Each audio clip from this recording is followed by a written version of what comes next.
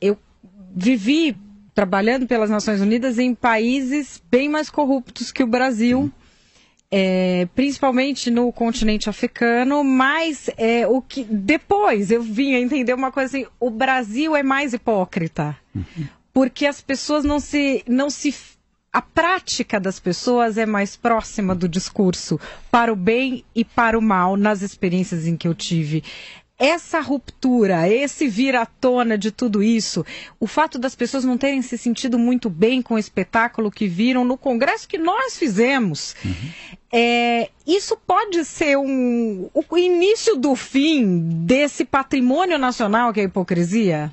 Bem, a hipocrisia é parte da humanidade. Eu acabei de lançar um livro sobre fofoca chamado A Detração, um breve ensaio sobre maldizer, no qual eu analiso que exatamente entre a fala e o ato existe uma ruptura. Se a gente quiser uma expressão mais sofisticada, nós brasileiros não reunimos significado significante na fala. Ou seja, quando eu digo passa lá em casa e você diz eu vou ver se dá, não quer dizer nada.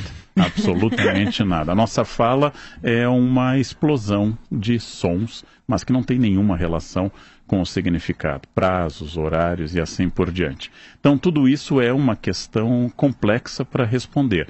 Nós somos hipócritas em geral em sociedade. Os americanos também são muito hipócritas. Incomodam-se mais com o caso entre o presidente e uma estagiária do que com o bombardeio do Afeganistão por drones.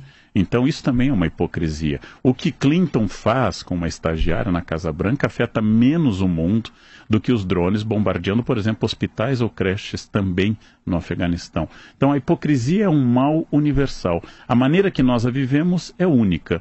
Agora, quando a gente diz o Brasil é o país mais hipócrita do mundo, é o mais corrupto, também é um orgulho e um nacionalismo. Até nisso nós somos melhores que todo mundo, né? Nem nisso nós ficamos para trás. Quase todos os países acham que, como a Argentina, como o Brasil e outros, que são a sede de um jeitinho, de uma malandragem, de uma incapacidade que aparece em todos os lados, como no filme argentino Nove Rainhas, por exemplo, que destaca esta universalidade do cambalacho, essa nossa convivência, aquilo que eu vivo citando do aluno que na aula de ética pede para alguém assinar a lista para ele, né? Do profissional que fica reclamando, do médico, do dentista, de quem for, qualquer profissional fica reclamando da falta de ética e pergunta ao paciente se ele quer ou não recibo.